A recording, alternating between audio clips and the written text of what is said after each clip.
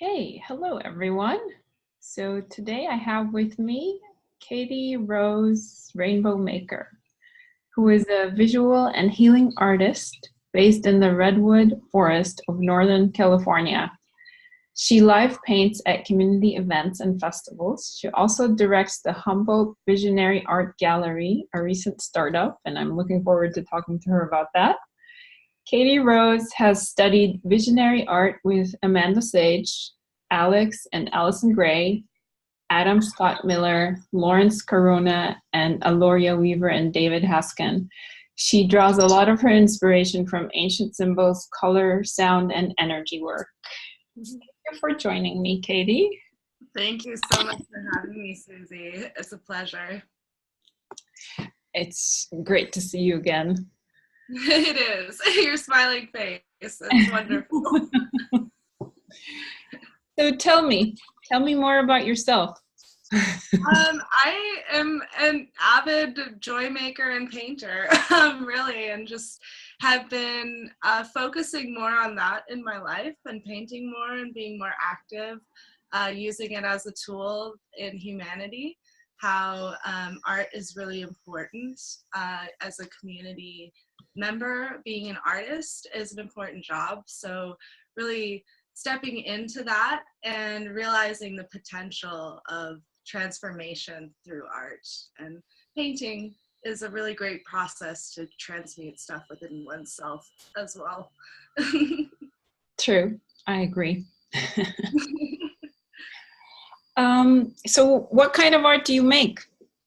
I primarily oil paint, but have been experimenting more with acrylic painting because of live art events out in the community, at different bass music festivals or concerts, different venues. It's been really fun. Sounds like a lot of fun. Can you describe your creative process for me, please? Yeah, so I work in the Mish technique. Recently I've learned that through the different studies of visionary art. And I've always been a glazer when it comes to painting, but using the light more and painting with light, which our good friend Amanda has been such an amazing teacher of that, definitely, and really working with the light and the crystalline layers of the paint. So starting oftentimes working with red, yellow, and blue, and then bringing in the rainbow. So I do love working that way because the rainbow is my favorite color, and really being able to bring in all those opalescent colors into the painting can be really magical. I can see those paintings behind you. Fabulous. Yeah, this one over here was actually I did this in about 2012, and it's the return of Quetzalcoatl. And it was before I had studied the Mish technique. I had been glazing and doing different things, but the layers weren't as opalescent as, say, my most recent piece, which I'm kind of getting a lot more of that rainbow effect, moving light and the flow and energy, which has always been a very interesting subject. And that's why I like to paint, because it seems to capture that. It's an easy way to capture energy. I can definitely see the energy in that one, for sure. What is the title of this one? This one, it needs to earn its name still, I'd say. It was a morphing being. She was so mysterious, and it was really fun watching her come into form, because sometimes I don't know how they're going to start. It may be a dream or something that initiates it, and then all of a sudden the painting process is the discovery process, and you never know what's going to show up or who's going to show up, but yeah. For sure. Do you feel like your art has changed over the years? Definitely, constantly evolving, really. And as I evolve so much, a lot of it reflects my perception of the outside world, as well as the way that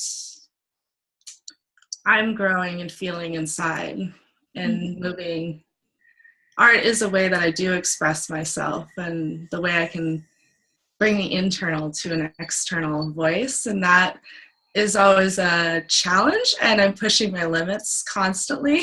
So it's the constant evolution, definitely. And I'm so hungry and thirsty for knowledge that I just can't get enough. That's a good thing to do. Yeah. Tell me, can you compare two different projects that you've worked on, two different paintings maybe, and the different process that you had different experiences in? And, like, because every time we paint, it's a different experience, at least for me. So it'd be nice to sort of get a feel for how others are experiencing this as well. Yeah, that is a really interesting question, Susie. And we do experience each piece so differently as we experience ourselves, right? I do have a method, but then I either use that method or I really go with the flow. And those two types are definitely form different artworks, I'd say. Sometimes when I go with the flow and I don't know what to expect and I just start spilling paint, some of the most beautiful things come out that surprise me a lot more. Versus something that I've planned. I've almost kind of approached the piece before I start painting in an architectural manner, like studying composition, really figuring out placement of things and how it's going to work, much more orderly. And then with the methodical practice of maybe saying, like using the Mish technique style of layering colors in a certain way. But they do blend and merge all the time.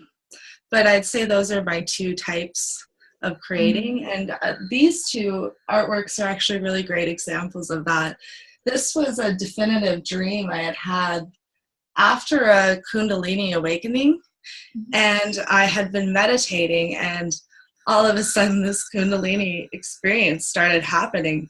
And it was very profound and very,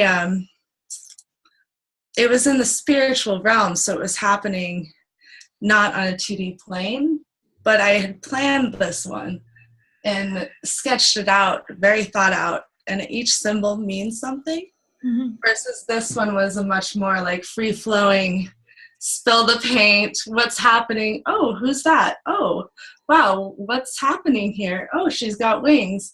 Oh, is that an owl or a wolf? And it's a very curious process, like this painting is, versus this one was more, had an end goal in sight, a definitive dream that I was trying to express. Yeah. I hope that answers your question, Susie. Definitely. I actually had another question pop up, if I can even remember it. I'm having like memory issues lately.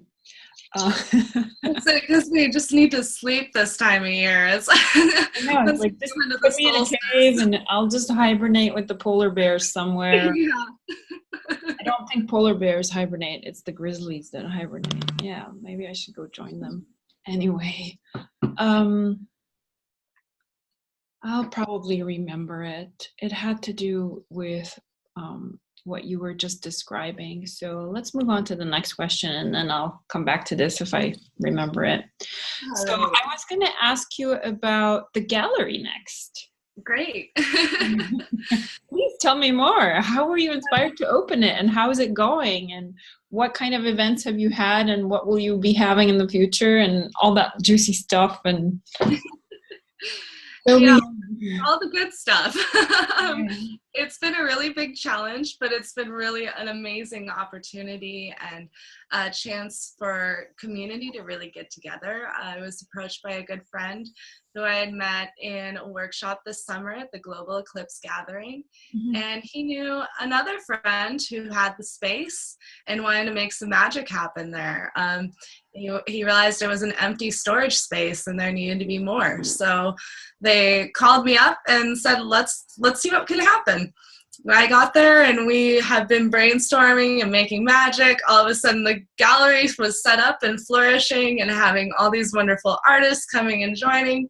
And so we've had our first event and our opening, and it went splendidly, spectacularly actually. It was almost overwhelming, just the response that I got and that the gallery got from the community was really appreciated, and that was surprising. I guess I wasn't expecting that. It was just all of our passion coming together and simmering out into the community circles. But so we're planning more to be open in the spring. We're going to do some traveling first, and then right now we're just event-based and hosting different lectures and workshops, and then also involved in the local community art walk too, once a month. So we're just starting small and getting people involved and just letting it grow and explore. And it's called the Humboldt Visionary Art Gallery, and our theme is emergence. So we're there to emerge ideas with each other, definitely, and create a lot of community and different projects. So it's a good space for that. I wish I was closer. Yeah, I'm actually hosting a class this Thursday evening on symbols, and we're going to do a meditational journey to find one symbol to empower them for this year, this upcoming fabulous year. Cool. And then we're going to just kind of have an explorative painting process and get those symbols out on the canvas and into people's worlds. So you said you will be traveling. How will you travel with the gallery? Well, we're taking some travel time first, and I'm going to Costa Rica for a month and doing some serious painting, and hopefully helping out in Envision and just painting there as well. And then kind of coming back and really getting some shows set up for the gallery. Mm-hmm. Ultimately, we'd like to travel too and do festivals and bring other artists around the West Coast with us too. Nice. That sounds really fabulous. I'm looking forward to seeing how it all evolves or emerges. Exactly. The emergence process is a very interesting one. Yeah, I've researched that thing.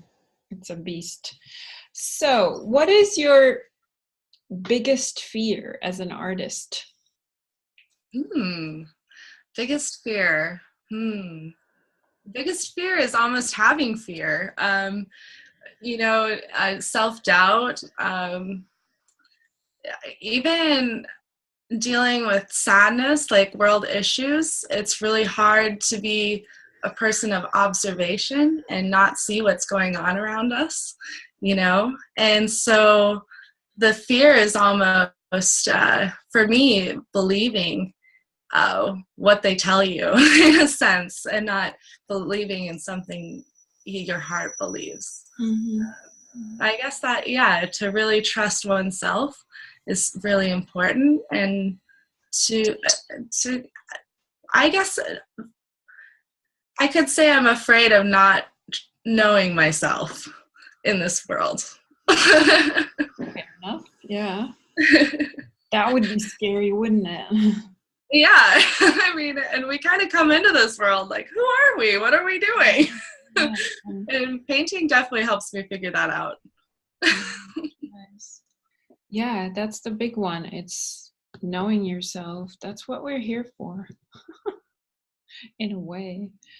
Yeah. Kind of knowing humanity as well. Art's very intriguing in that respect. You see so many artifacts that we've left behind for thousands of years, and what's the meaning behind it all? What has been the message for thousands of years? What have we been trying to say? What do we want our ancestors to tell us, and what do we want our future ancestors to know? Yeah, lots of questions. Yeah. So what are your long-term goals for your art? To never stop learning, really, to keep practicing and I keep connecting with beautiful, amazing artists of all different backgrounds and techniques and styles, and also to research art history and to keep building the skill level. Definitely really learning from the masters. It's been a gift in my recent years to really just be studying with some of our great American visionary painters, and like Alex and Allyson Grey, Amanda Sage, and David Heskin and Aloria Weaver. I loved a class I took with them. They were amazing. I can't wait to take more. I just really am thirsty for hanging out and painting with friends and different communities. Yeah, I've heard a lot about Aloria and David. I hope I get the chance to do some workshop with them at some point. I don't know how soon, but we'll see.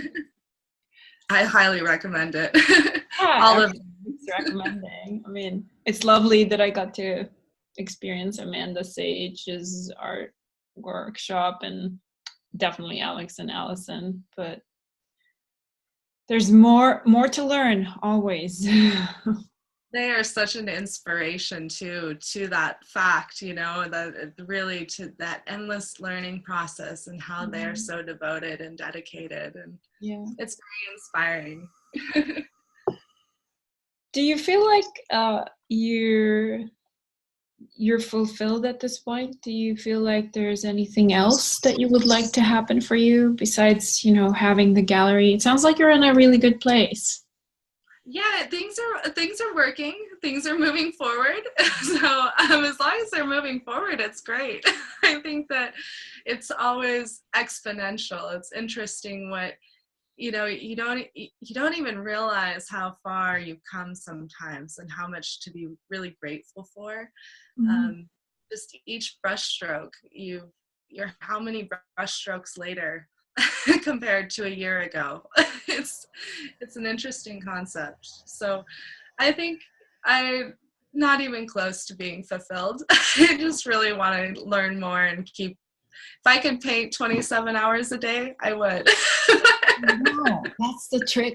Oh my God. I think that's where are those extra hours? That's the biggest challenge for artists, because we have other things we need to take care of too. And it's like, okay, when do I paint? And then when you're in hibernation mode, it's a little difficult to get yourself out. I get up a lot at 3 a.m. and paint because the world is really quiet then. Yeah. You know, nobody's demanding anything of you. The phone's not ringing. It's that's quiet. Time to paint, actually. Yeah, you can hear the muse a lot better. Yeah. So I remembered the question I wanted to ask you earlier, actually.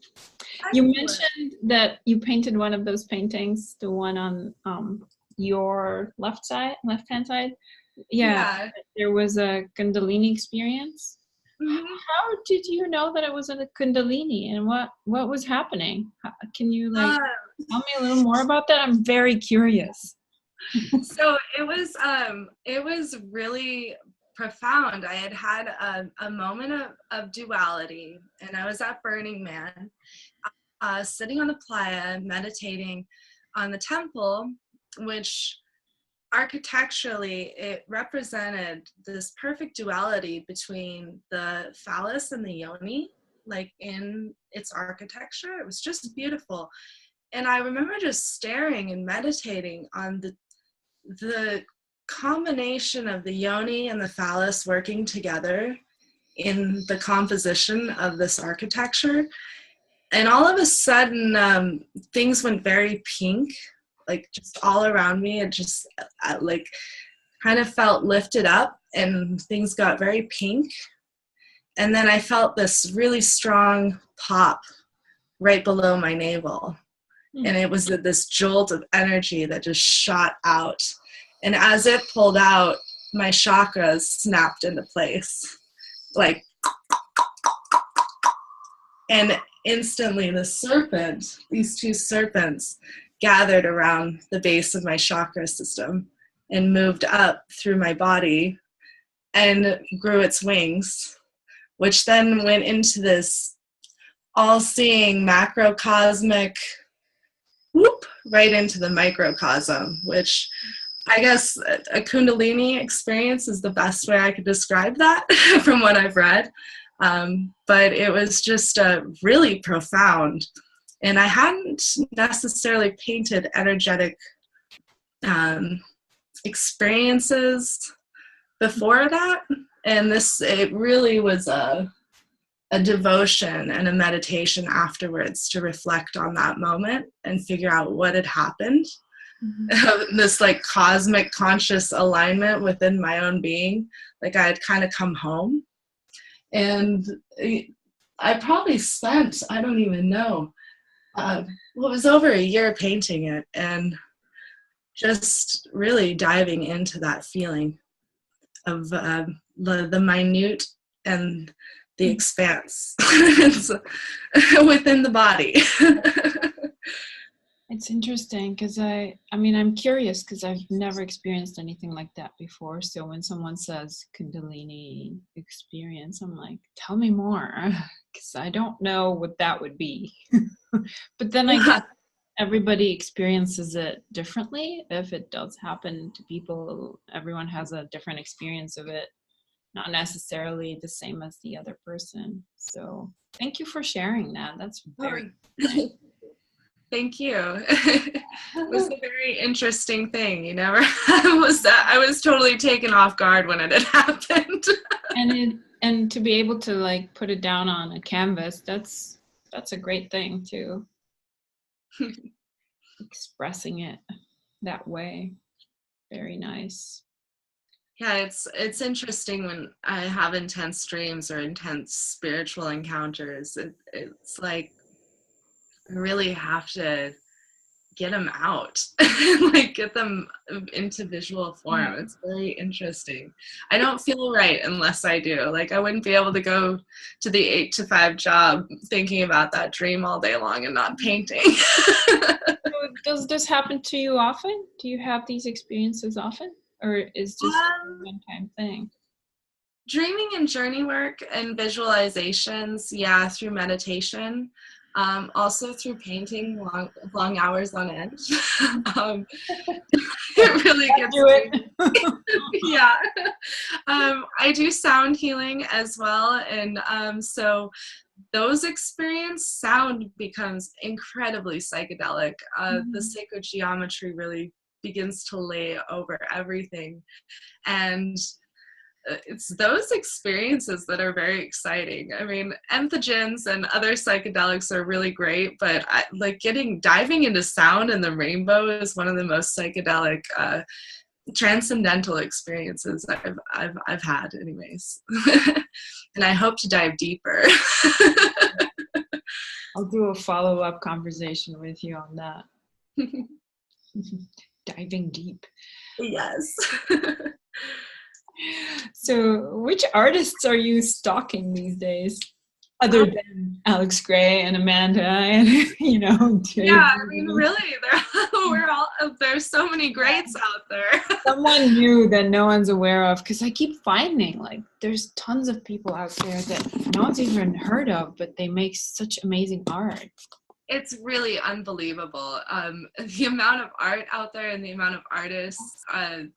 It's really amazing too, this movement that's happening right now. I really feel because we're all so connected, we can talk to each other across the globe within seconds. We can share a piece of artwork with each other within seconds.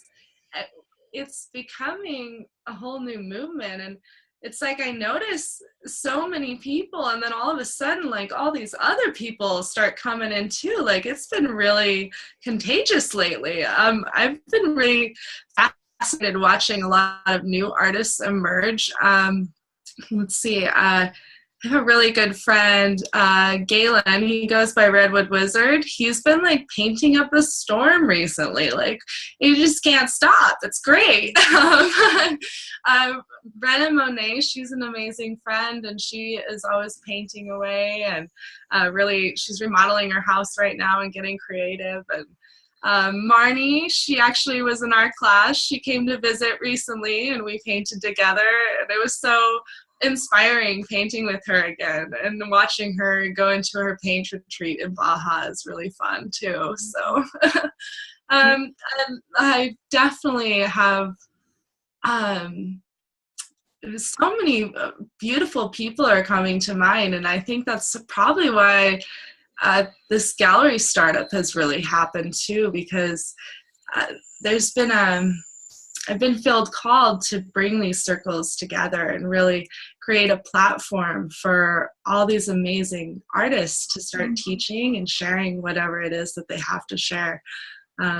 Whether it's a friend who does Unicorn Coloring Club, Christina Lazar, she's great. That's really nice. Yeah. And that's one of the reasons I wanted to start these YouTube conversations. It's because I feel like there are so many artists there, and it's a nice thing to have this like go-to index, you know, like, and I would love to interview all of these people that you just mentioned, and that's why I try to ask every time I interview someone. I try to ask, like, who are you following? Like, give me some leads. And so if you happen to talk to people, please tell them I'm available and ready to have a conversation whenever they are. They want to reach out, or I can reach out, and it's like, it'd be great. And you know, like these days it's all about collaboration too. You know, you can do so many great things on your own, but the more people you get together with, the more you can accomplish. And I think it's time for us artists to start doing that more. I agree. Yeah, I really feel grateful that you invited me today, and also there's like a really serious calling that's happening right now, and like it's time to step up, time to like do it. It's now or never. Why not? We have these abilities, right? So let's do it, and let's see what emerges in all this process. So what you're doing is really great, Susie, and just striking the conversation. I'm learning so much about myself too in this process, so it goes both ways. I'm helping people and I'm helping myself. Right? Mutual. Yeah, exactly. It's reciprocal. So where can we see more of your work? And if people wanted to purchase, do you have a website, and do you ship all over the world? Yeah, so it just depends. People approach me at different times, so I'm always open to offers and different things. I make a lot of reproductions as well, and I print a lot of them myself. And yeah, I do have a website. It's www.katierosecreation.com. You can view a lot of my more recent work on there and kind of keep up to date. Also review my healing practices, and then I pretty much post consistently on Instagram, I'd say, for recent stuff and different prints and things that are available. So nice. Yeah. It's also great to have the gallery too, to have a space for artists to really be seen, because that's a lot of us are in our art studios, right? And just nestled away. Like, I have so many canvases here. I don't even know how to like make some room now. Like, yeah. Need to like, I don't know, maybe have a yard sale or something. Oh yeah, you've been painting up a storm. I love watching your work develop, and just the flow and the energy and the colors. It's really, your feelings really transfer through the image. I bet they're lovely in person. Thank you. Check out your local art gallery or coffee shop. I'm sure they'd love to have your work up. Yeah, we'll see. If you were born again, would you still want to be an artist? Yeah. Time and time again. Are you sure about that, Katie? As much of a torture as it can be. I really have a lot of fun doing it. Nothing else you would want to be? No, well, but when you're an artist, you can be so many things. Sure. Because you'll have a lot of time on your hands if you're not painting. You can travel many worlds when you're painting. Okay, my last question for you is, what superpower would you want to have? Or maybe you have one already. Shall I expose my secret? It's up to you. Well, we all kind of have to wake up to our own superpower at this point. I think it's really integral to the awakening of humanity. My superpower, if I wish to have one, is joy, and like infectious joy, and also like inspiring people's co-creative power.